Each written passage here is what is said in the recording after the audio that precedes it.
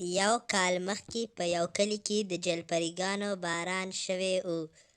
چنګو ته مرینا جلپري پیدا شوې وه، خو هغه تللې وه.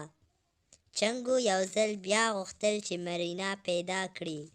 چنګو به مرینا جلپري یادوله، خوړلو وخت کې، لامبل په وخت کې او د برش کولو په وخت کې. د مرینا په یاد کې به و. د چنګو په زړه به همیشه د مرینا نوم و. بار وځه چنګو څه وخت نه په باتروم کې یې. چنګو چې به بار وتو خلکو به ورپسې خندل. دا چنګو لیونی د مرینا په سوچونو کې ګرځي. لیونی به څوک پوهه کړي چې اوس مرینا کله هم نه راځي. زما په ځان او مرینا باور دی چې موږ به دوباره ملاویږو. یوه ورځ چنګو په ځنګل کې روان و چې هغې 2 شیشکې ولیدې. دې ځل به د جلپریګانو باران د لیزې نه لرې 10 کیلومتره لرې کلي کې کېږي. نو راځه چې هغه کلي ته لاړ شو، د جلپریګانو تازه غوښه به وخورو. په دې اورېدلو سره چنګو په منډه منډه کور ته ځي او په بیګ کې سامان اچوي. د هغه مور هغه ته وایي: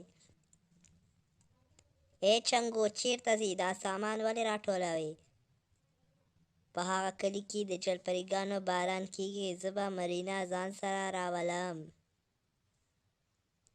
چنګو د شیشکو شاته شاته هغه کلي ته ځي. په هغه کلي کې ډېره ګرمي وه.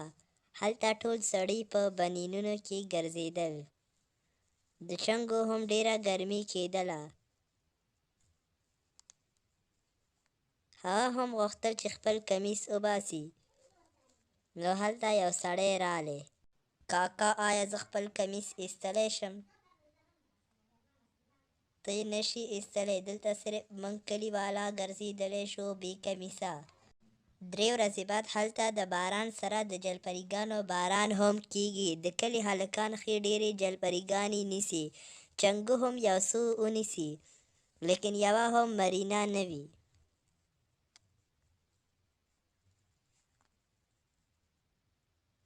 یا الله، مرینا خو هم نه ښکاري، چېرته ده هغه؟